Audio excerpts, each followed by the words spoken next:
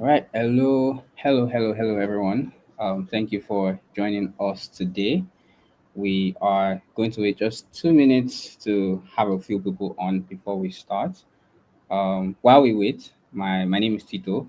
I work within the marketing team at Ingressive Capital, and today we're doing a first of this kind. We're presenting this market trends reports. We're streaming this market trends reports live on our different social media platforms.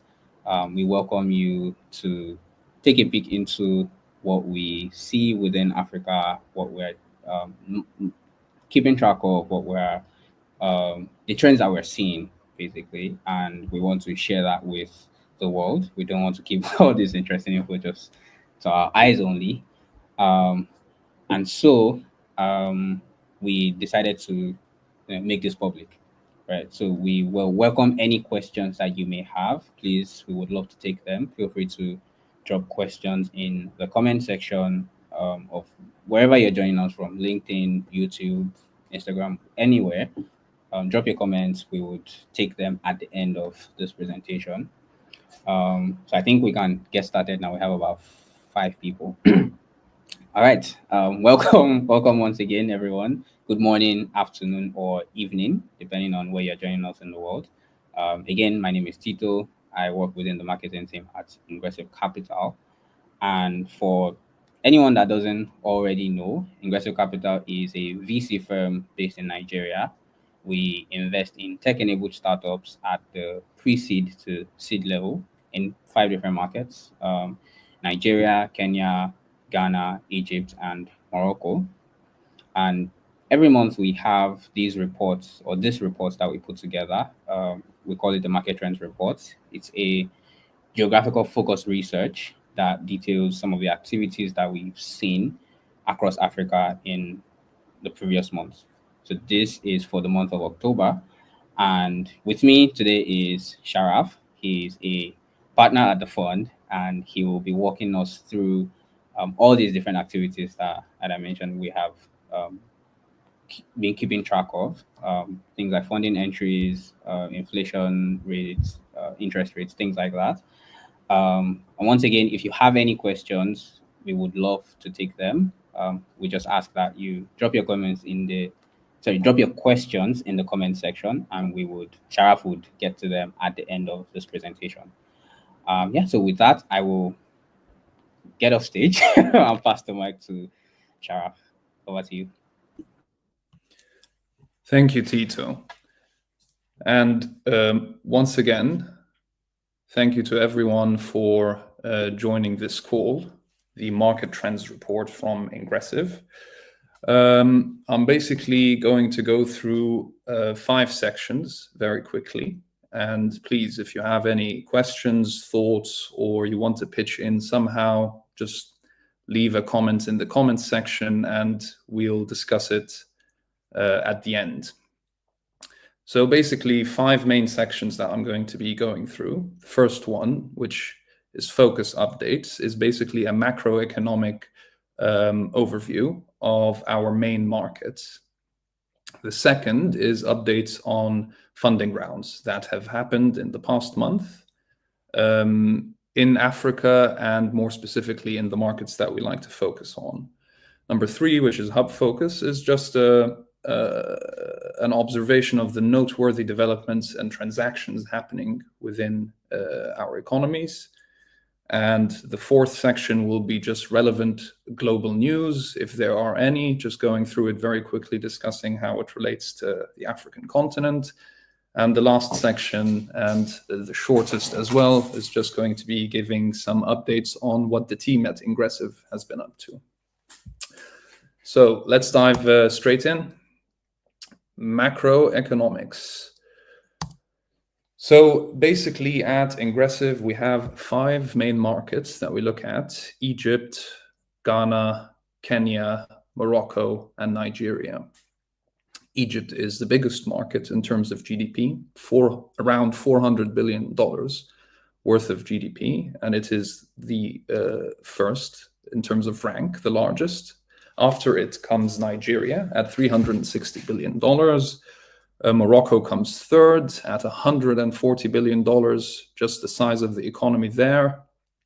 And then followed by Kenya and Ghana at fourth and fifth at $100 billion and $75 billion, respectively, in terms of the sizes of the economy. So first up is Egypt. Egypt's GDP, which I just gave an indication as to the size earlier, has grown over the past quarter, which is the latest quarter that we have numbers for, which is the second quarter of this year, 2024, has grown roughly in line with expectations from institutions and economists worldwide. It grew at 2.4% year on year in the quarter. And that is slightly up from the last quarter, which is Q1 of 2024, where growth was 2.2%. But compared to the growth rate in the same period last year, there is a slight decline from 2.9%. But roughly, it's in the same band that most economists had expected growth to come in. So at 2.4% year on year is the number here. Generally speaking, GDP growth was affected by external shocks in Egypt, mostly geopolitical tensions around the Red Sea, which affected the number of ships transiting through the Suez Canal, and hence affected the revenue that Egypt derives from the Suez Canal, which is a major source of revenue for the country. There was also a decreased investment in some of the key sectors in Egypt, which is basically oil and gas. There was decreased investment because of the general uncertainty around the economy with the recent devaluation that has happened, and just the general people are waiting to see what's going to happen. They want more confidence in the currency stability before they can come back in and kickstart investments again in those sectors. Generally speaking, about the Egyptian economy, there's been the uncertainty, which I addressed. There's also ongoing fiscal and monetary reforms, which are pushing the country's economy in the right direction. And key to those economic reforms is support from international partners, mainly the IMF and countries in the GCC like Saudi Arabia and the UAE, which have been very strong and generous partners to Egypt. Inflation is high. It remains high at 27% year on year is the increase in consumer prices in October. And it has been high for some time, but the government has been implementing a whole host of measures and reforms to try and bring this number down. Mainly the devaluation is mainly the inflation is driven by the devaluation of the Egyptian pound and the removal of subsidies that the government had in place, mainly on energy. Interest rates are also high, and that is natural because the inflation is high. The main rate at the Central Bank of Egypt was sitting at 27.75% as of last month. And that is a high rate, not good for borrowing, not good for lending, and very, very expensive for businesses as well. Unemployment has been fluctuating roughly in the same band in Egypt. 7% in October is the unemployment rate, which isn't as high as some of the other countries in the African continent. We can move on from there to Ghana. Around $75 billion worth of GDP, the size of the economy, just to remind people who are tuning in.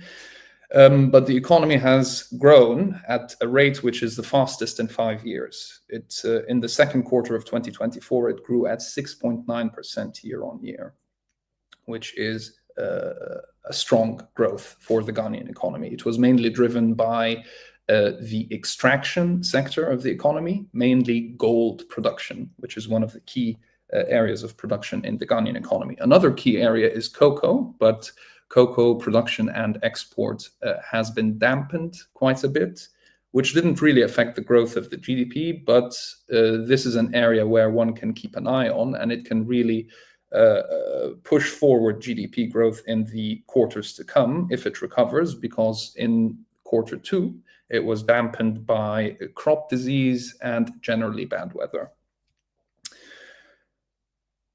In general, Ghana is on track to economic recovery.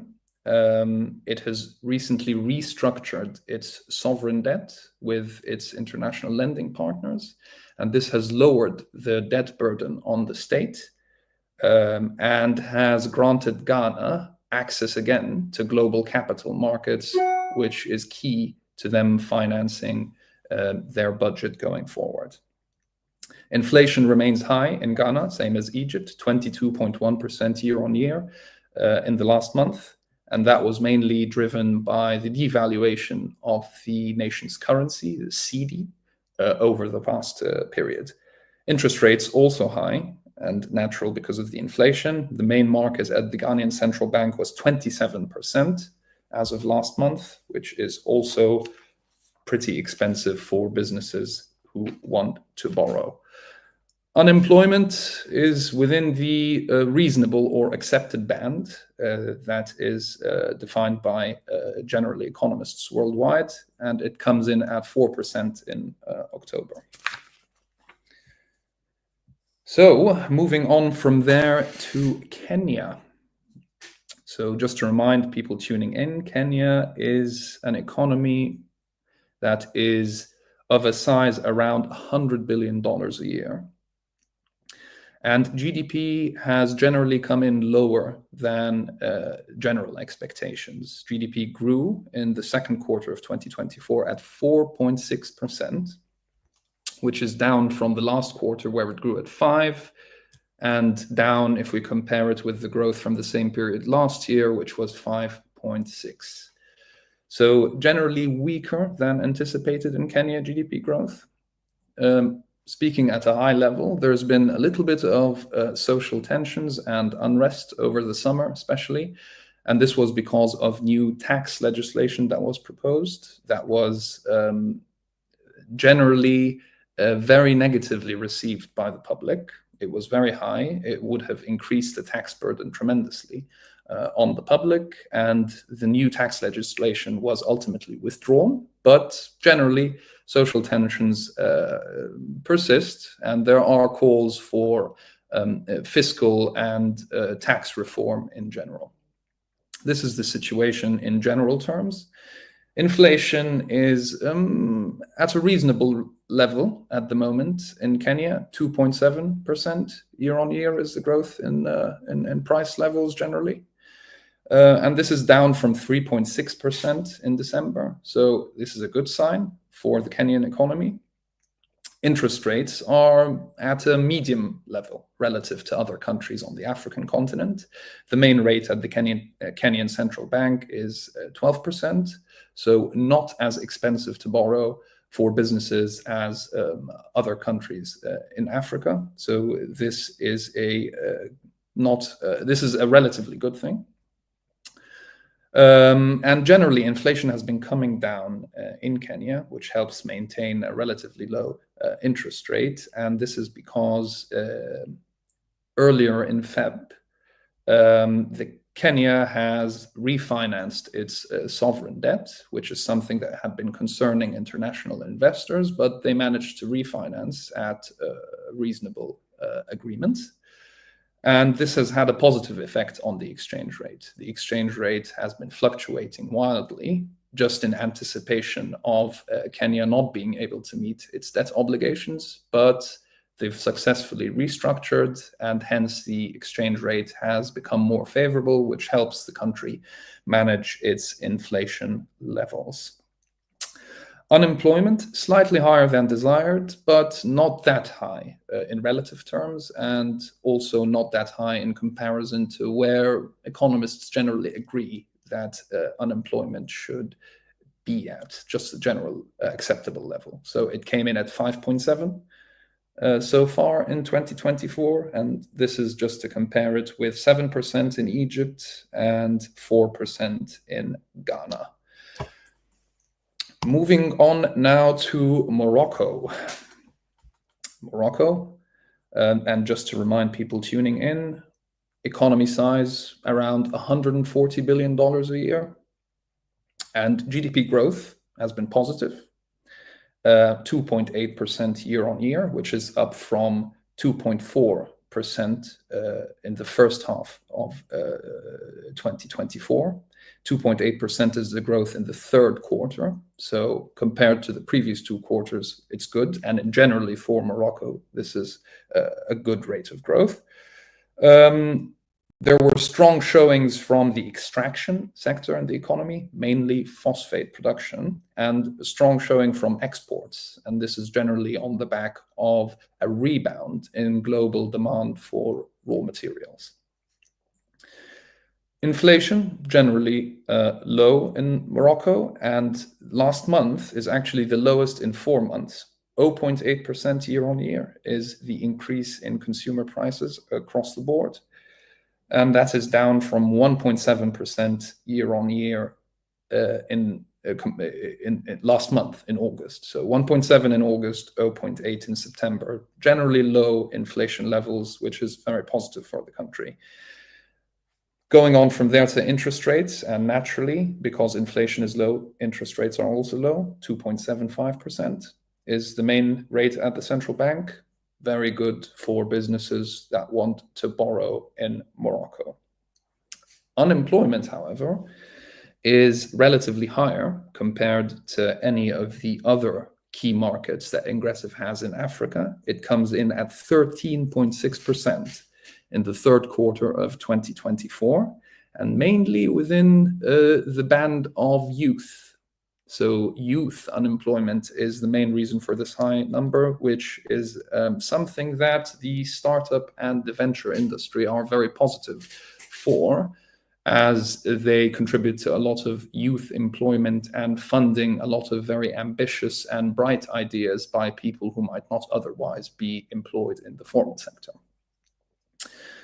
So this is the situation in Morocco in general terms. Moving on from there to Nigeria, the second largest economy that is part of Ingressive's key African markets. Just to remind viewers, $360 billion worth of economic activity in a given year. This is generally the level that Nigeria is at. GDP growth has improved 3.19% year over year in the second quarter of 2024, and that's up from 2.98 in the first quarter of the year. And compared to the same period last year, it's also up, and it was 2.51% year on year growth last year. So despite this improvement in the growth rate, this still comes below the 6% growth target set by the current Nigerian administration, which was sworn into office last year. So they still have some work to do there.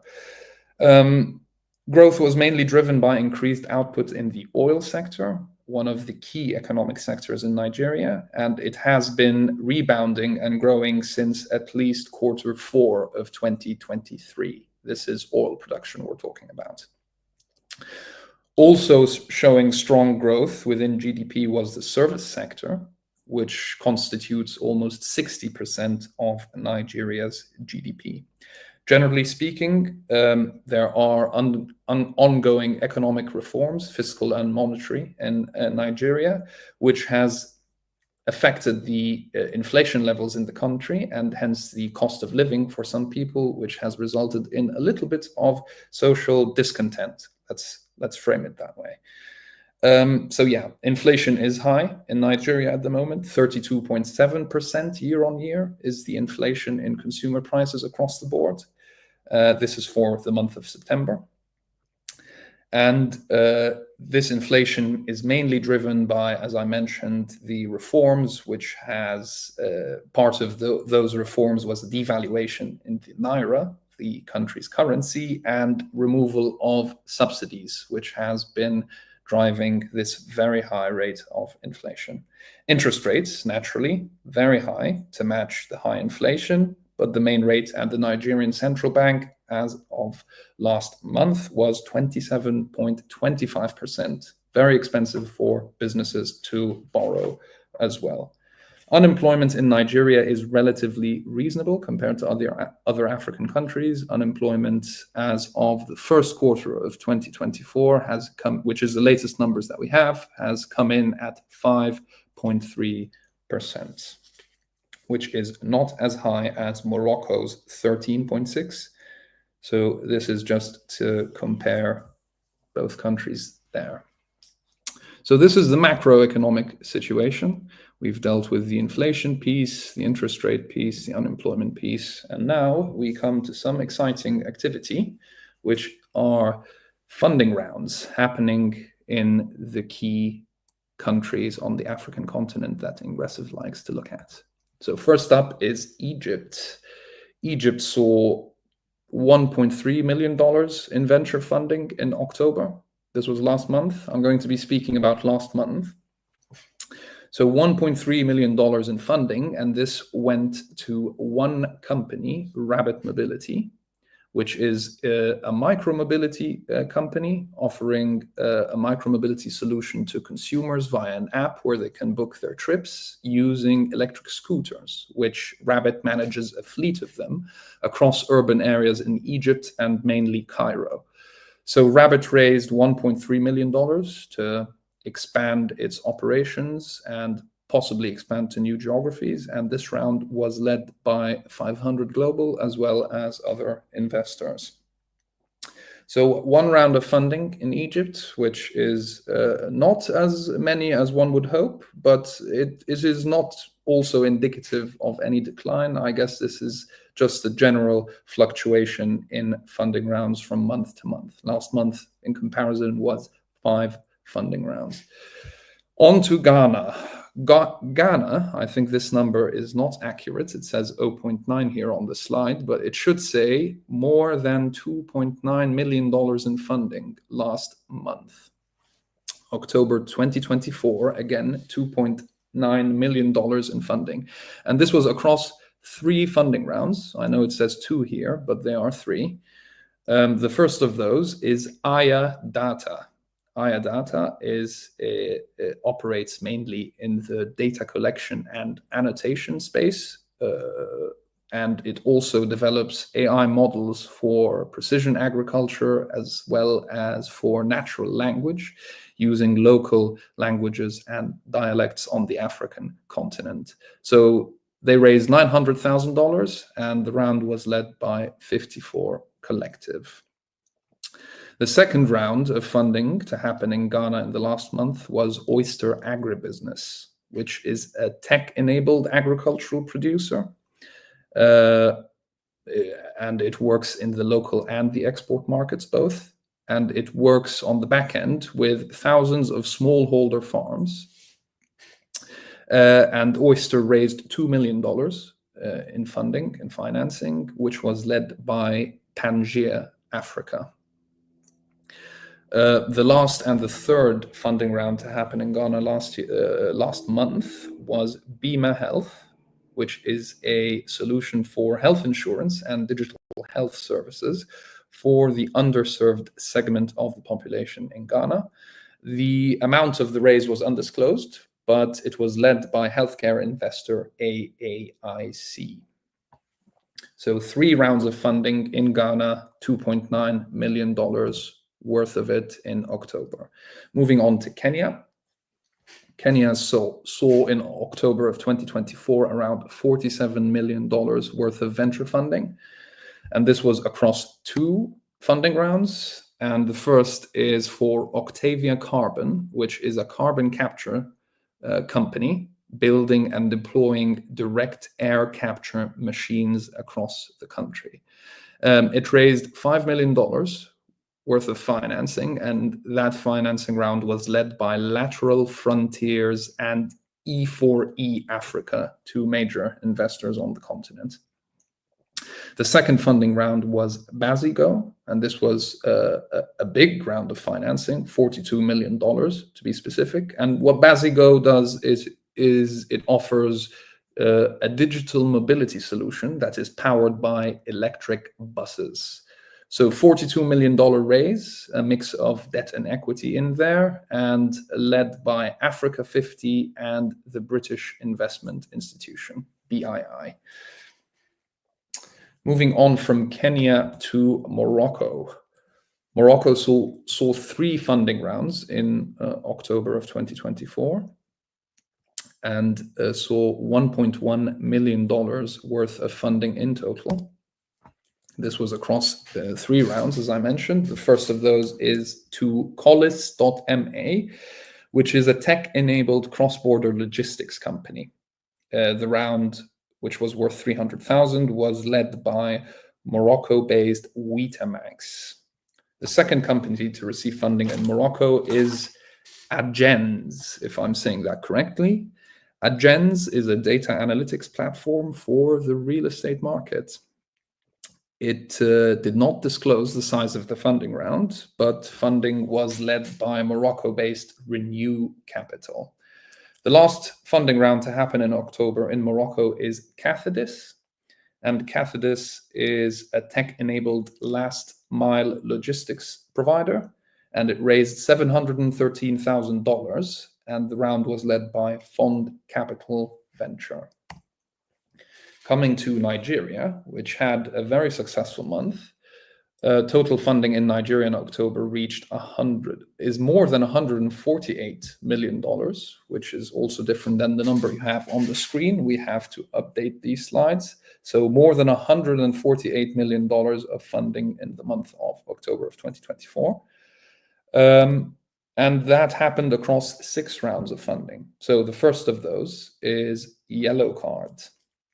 So Yellow Card is a crypto banking platform, and it offers businesses on and off ramps between crypto and fiat payment rails on the African continent, and it allows users to hold their money in stable coins. So Yellow Card raised $33 million, and the funding round was led by Blockchain Capital. Quite a big and successful round. The second round of funding, and this is the most notable one, is by Moneypoint. So Moneypoint is a digital bank, and it offers its users accounts, lending facilities, payment acceptance, and they raised $110 million at a $1 billion valuation, as reported in the media, which makes it the newly minted unicorn on the African continent.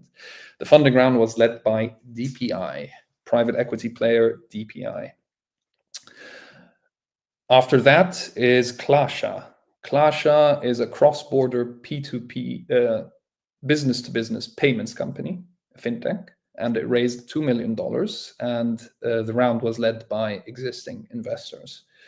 Next up, we have Winich Farms, which is an agritech platform, mainly serving smallholder farms, and it allows them to access markets, funding, finance, credit, and as well as access reliable supply chain services, and offers farmers wallets as well to receive credit and make payments and receive revenue as well.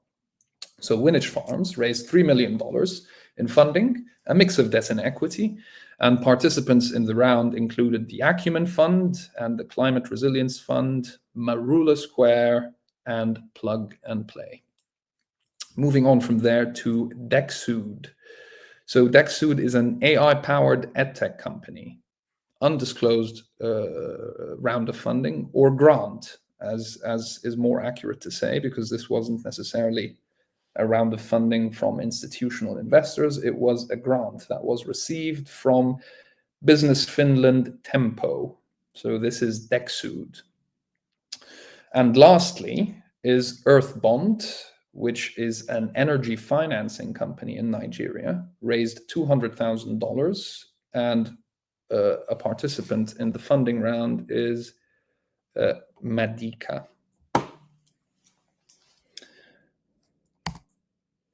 So other than the 5 key countries on the African continent, the total funding received by other countries in Africa was $95.7 million in October, and mainly across the fintech and sports and logistics spaces. So Ivory Coast and South Africa have received some funding rounds there. So the summary, the total venture funding received by companies on the African continent in October was 290.7 million, and this was divided across 29 funding rounds, or 21 companies. And this came in slightly lower than September. In September, on the African continent, 22 companies has raised funding. But in terms of the total value of the financing raised, October was larger, much larger actually, $206 million larger to be exact. So this is a positive. The two countries receiving the most capital, as well as the largest number of funding rounds, is Nigeria and South Africa. Nigeria at 6 funding rounds and South Africa at 5. As I mentioned before, Egypt had only 1 startup raising capital this month, compared to 5 during the last month. But as I mentioned, this is not indicative of a trend. This is just generally how the fluctuations happen in the market. Fintech continues to be the major vertical receiving venture funding on the continent, which is not a change from what we have seen in prior months and prior years. Notable to mention is that this is the first time since July that startups in the 5 markets that we track, the 5 key markets, have raised more than $200 million of funding. So this is a major positive point. Hub Focus, and this is basically talking about the noteworthy developments and transactions on the continent. So first up is the Central Bank of Egypt launching an investment guarantee fund worth $50 million to support Egyptian companies doing business in other countries in Africa and fostering intra-African trade and economic cooperation between those countries. So a good move by the central bank there. Second is the Bank of Africa, Morocco, receiving a facility, a trade finance facility to be exact, worth 70 million euros, a not insignificant number, from the African Development Bank. And this is basically to expand trade across the continent between Moroccan companies and other companies in Africa, with a special focus on the SME sector. The third major update is Nigeria.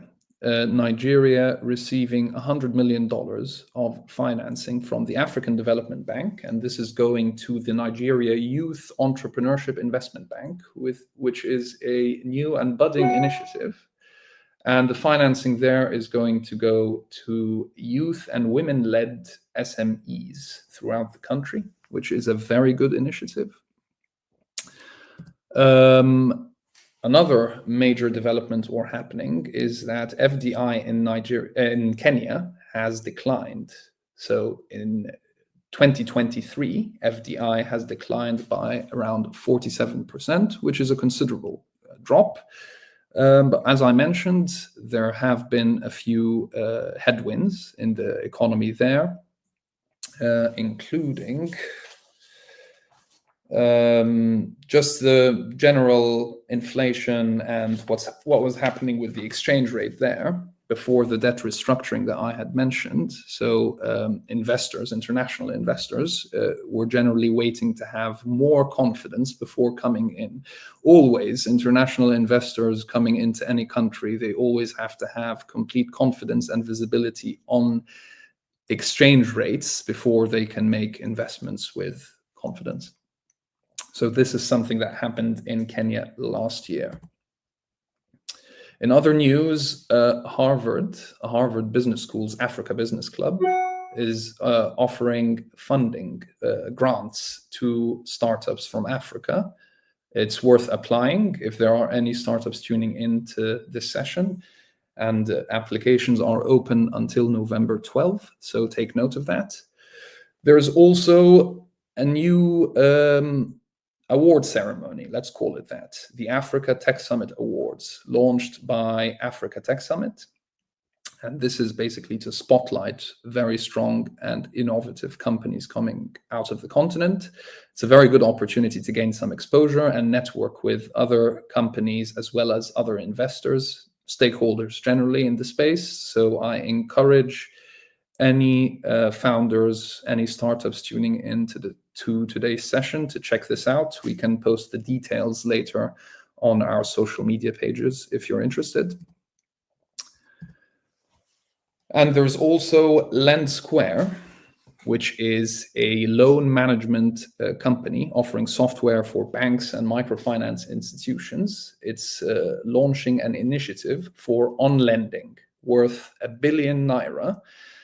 The aim is basically to enhance the amount of capital offered by financial institutions in Nigeria to businesses in general. A very worthy endeavor and one that is worth mentioning on this call. So this is section number 4, and this is basically just going through the general news that is happening globally that could be relevant for Africa. So the biggest one is Trump is back at the White House. It seems to be sort of a new chapter for America. Lots of changes, lots of shifts in terms of foreign policy. It's still uncertain what this means for Africa in terms of its cooperation and trade and the investments and capital flows coming in from the United States. Still not clear where Africa stands there, but it's a new chapter, as I said. Things seem to be changing, so it's something to keep an eye on. Yeah, this is something that is worth tracking. Trump back in the White House. Another piece of news worth mentioning is Japan has offered to extend a loan to the African Development Bank worth $420 million, a sizable amount for Africa in relative terms, of course. This is a good step in terms of bilateral relations between countries on the continent and Japan. And it's coming through the African Development Bank. So this is a good development there. And lastly, this is the last section that I'm going to go through, is updates about what we've been up to at Ingressive. So three main updates. First with the portfolio companies before we speak about the updates from a team perspective. So in our portfolio, Bamboo has launched a new remittance app, a new remittance product. And it's licensed by the Canadian Money Service business in Canada. And it allows Nigerians in the diaspora to make remittances back to their loved ones in the country in a fast and secure and cheap way. This is a new product launch by Bamboo. Remedial Health, also in our portfolio, is working very closely with the state in Nigeria, more specifically the National Drug Law Enforcement Agency, and this is to address critical issue of drug abuse in Nigeria. To remind people tuning in, Remedial Health is a company that's focused on making Africa's pharmaceutical value chain more efficient. So it's working with the government there, which is a major step for a company that had been started from scratch only a few years ago. And lastly, Oze has been selected to receive investment from Visa as part of Visa's $1 billion investment drive to invest in Africa. And it has selected 4 companies to receive investment from this effort. And Oze is one of those selected by Visa. So good news for Oze there.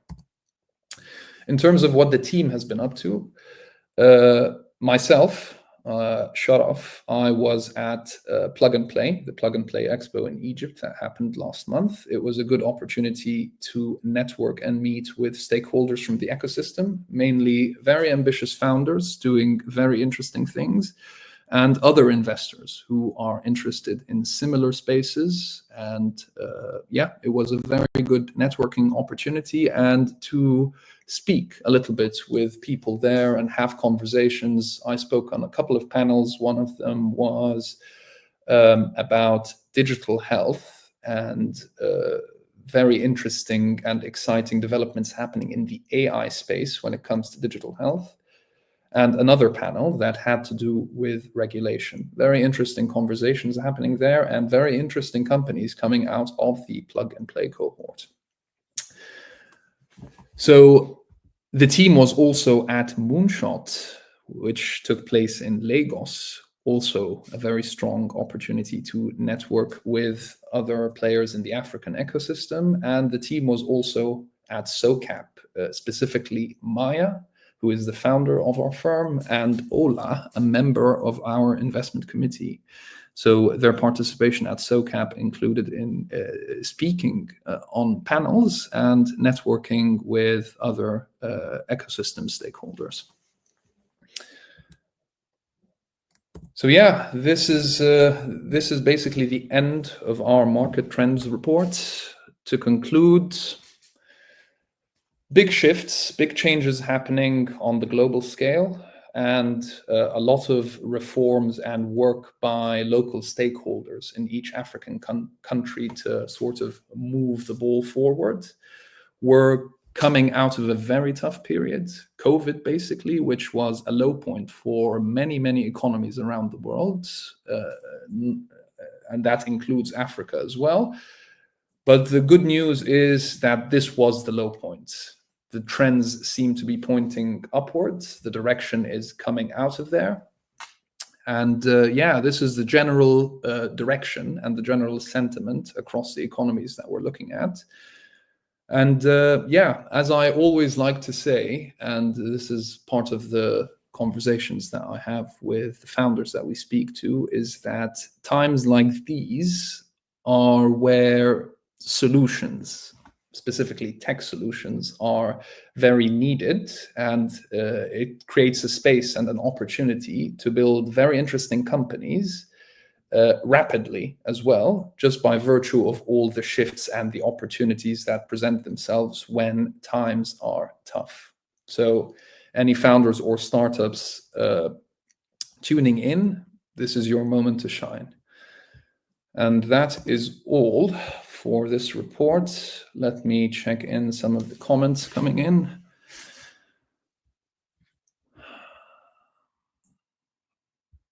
So the first comment is from Oluwaseun Samson. I hope I'm not butchering your name and I'm saying it correctly. I apologize if this is not the correct way to pronounce your name. Hi world, it says, Samson Agbula Building Iaza Healthcare, joining in from Port Harcourt, River State, Nigeria. Well, I was mistaken. This is not a question. Hello back at you, Oluwaseun. I hope you're having a good day. Is there a question here? Would be great if you could speak about how the currency devaluation is affecting the EGP as well. Good question from Ademidun Akindele. Sorry, I'm not very good at this. I hope I'm pronouncing your name correctly. But yeah, basically the devaluation has happened, like the big major drop in the currency in Egypt has happened quite a while ago.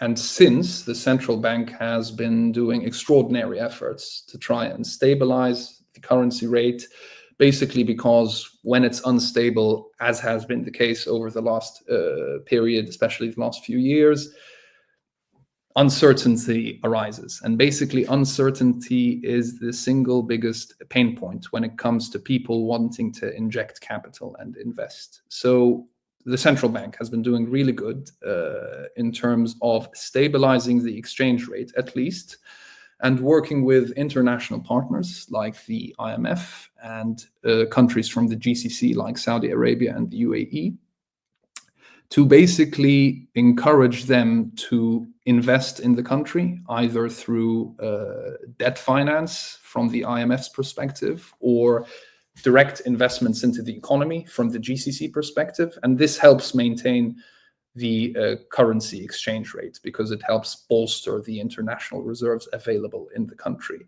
So to answer your question more directly, it seems that Egypt is very lucky in terms of the partnerships that it has with other countries, specifically those in the Gulf, and with international financing organizations like the IMF. And because of this luck in relationships, it seems for the moment, the Egyptian currency, at least the exchange rate, is stable and nowhere near as much uncertainty as has been the case over the past period, let's say the last 12 months, right? So this is a step in the right direction, I would say. I hope that addresses your question. I hope this is some of the stuff that you wanted to hear. I can move on from there. Okay, so Roy Obiri Yeboah has a question. He says, how would tech startups in Ghana bridge the technological gap in terms of hardware and computational costs?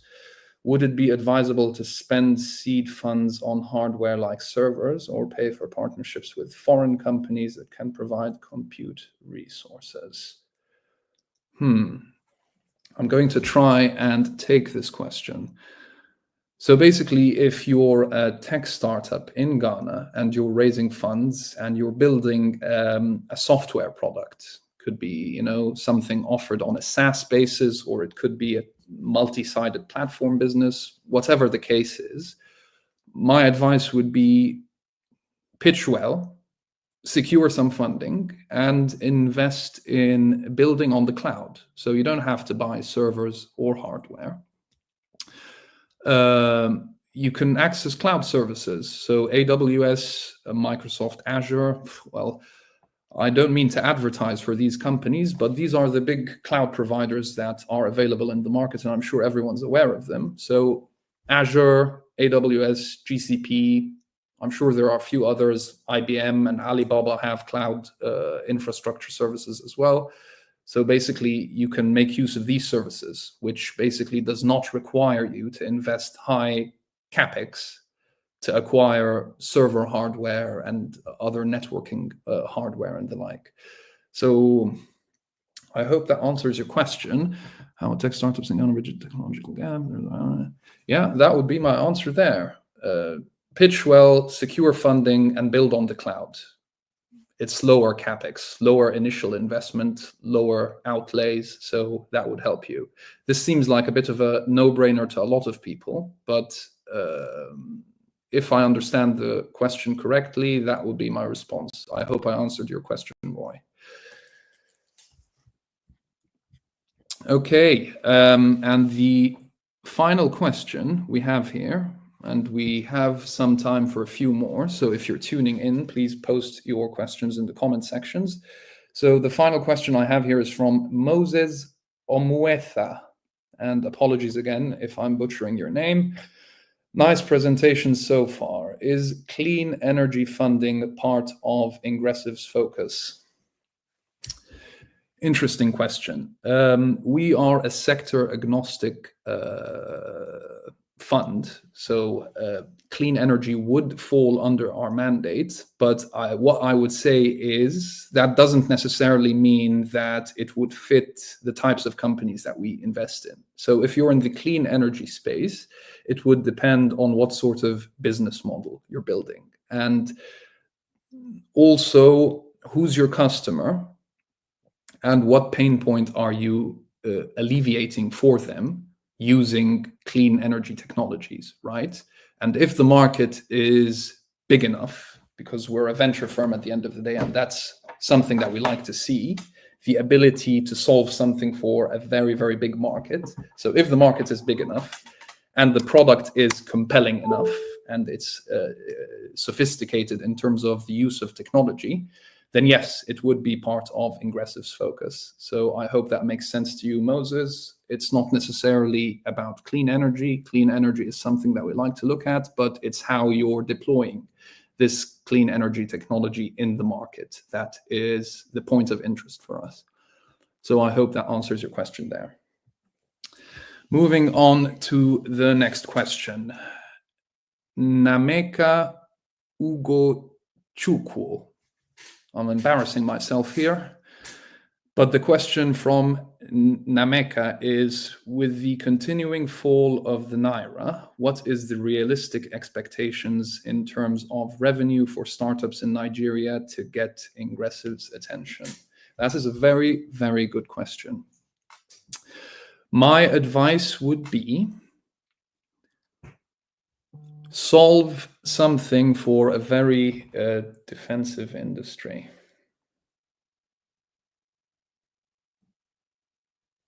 Sorry about that.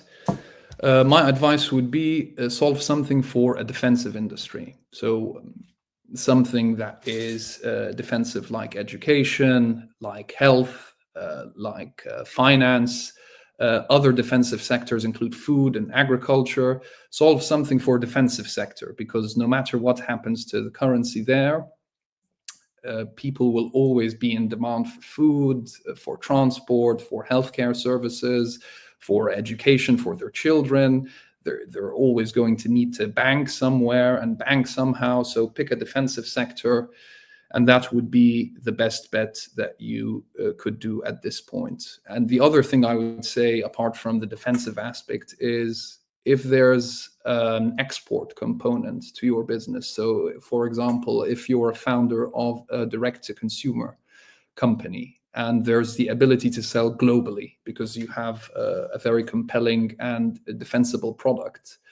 There you go. That's foreign currency revenue, and that would be a good hedge for any currency fluctuations there in Nigeria. So defensive sector, maybe something that's export oriented. So you might have a SaaS business, and if this SaaS business is globally competitive and globally viable, you could start offering your product on the global stage, and that's also foreign currency revenue coming into you. So these are just two methods by which to manage the currency situation in Nigeria, I would say. I'm sure there are a few others, and maybe if these aren't enough for now, you can reach out to us and we can have a conversation from there. I hope that answers your question, Nameka. Moving on from there. Osborne. I'm sorry, Osborne. I just can't do the last name. So Osborne. Osborne has a question. As a follow-up to the question I asked, what are the specific criteria that you look at? What was the question that you asked, Osborne? How do you think? Okay, got it. You had asked the question about the currency. What are the specific criteria that you look at? Well, I guess, I guess what I had mentioned prior would I think address the question that you have at the moment. So whatever I said before applies here in this case, Osborne. I hope you're listening, and I hope that makes sense to you. Moving on from there to Zachary Ogutu. Why is the retail ecosystem not a focus for most VCs? The retail ecosystem, not a focus for most VCs. I'm not sure what you mean by that. Because if you're talking about I can only speak for myself as a venture capitalist. I can't speak for other VCs. But let me just reiterate a point that I had mentioned before. It doesn't matter clean energy or retail or whatever. If you're building a product for a customer and you're deploying technology in a way that allows you to scale very rapidly and at very low cost, and also allows you to reach a point of profitability at some point, and the market is big enough, then it doesn't matter. We're happy to look at your startup, even if it's in the retail ecosystem. I hope that answers your question, Zachary. Question from Abbas Jamal. Hello, Abbas. I think we're personally acquainted. Do you think the low penetration of insurance in Africa is an opportunity for growth across the continent? 100%, I believe that. I believe insurance is a very, very big opportunity for founders to come in and do something radical, do something that really changes the game in that industry. So just as an example, I myself am interested in the health insurance space because it would solve a major pain point in some of the countries that we look to invest in Africa, including the country that I'm originally from, Egypt, which is health insurance. So major pain point, health services are extremely expensive and the value chains have a lot of inefficiency there. There's a lot of inefficiency on the insurer's side in terms of just the general bloat of those organizations in terms of how they do processing, how they process claims, how they acquire their customers, and all of that. So I think the whole value chain needs a rethink. And I think if someone manages to come in and make the insurance process 10 times better than what it is at the moment, by leveraging the use of better data analytics, for example, and less costly for people buying insurance, and manages to tie this up with I don't know, digital health services that are accessible and without all the bloat in the value chain in terms of the costs, that would be a very, very compelling business to look at and invest in. I think I've gone on a bit of a tangent there, but to answer your question more succinctly, do you think the low penetration of insurance in Africa is an opportunity for growth across the continent? Absolutely, 100% at best. Quick follow-up, how can I reach out to have the conversation? Namika, very, very good. Very, very good. I will ask the Ingressive team to share my email with you via social media, wherever you're coming in from. I can see you're coming in from YouTube, and you can drop me a line there, Namika. Sounds good? Okay, moving on. Chukwudifu, building LLMs for generative AI to work in. Sorry, I'm just going to pause there. We've got 3 minutes remaining. Okay, we can take a few more questions. Building LLMs for generative AI to work in the African market, can it be investable, mainly for media and entertainment? Well, there's a caveat there. If you're building a foundation model from scratch, there's nothing really that stops you from doing that on the African continent, but then look at some of the other players doing that around the world. You know, the OpenAIs, the Anthropics, the Mistrals, everyone building some sort of foundation model has to expend a huge amount of resources. So as a founder based in Africa, if you believe and have the drive and the ambition and the execution capabilities to be able to access such resources from whatever source, to invest in, you know, building the compute clusters that you need, right, and running the training cycles that you need, and all of this is very expensive. If you can marshal the resources for that, why not? But the more realistic option is building on top of, and this is a sad fact, I wish you could build a foundation model easily. You could. I'm not saying you couldn't, but it's very difficult. So if you can do it, go for it. But it's very, very hard just by the scale and the amount of resources required to do that. So this is on the foundation model side. There's another option, which is basically to take an existing foundation model. It could be open source, like the one offered, the Llama one offered by a company. I'm not going to say the name. I don't want to advertise for them per se, right? But there are open source models out there, and you can fine tune and build on top of them. So you could be in the LLM space from that perspective, if that makes sense to you. Chukwudifu. I think that would be an easier route. But by all means, if you think you can build a foundation model that is differentiated and valuable, by all means, I encourage the ambition. Okay.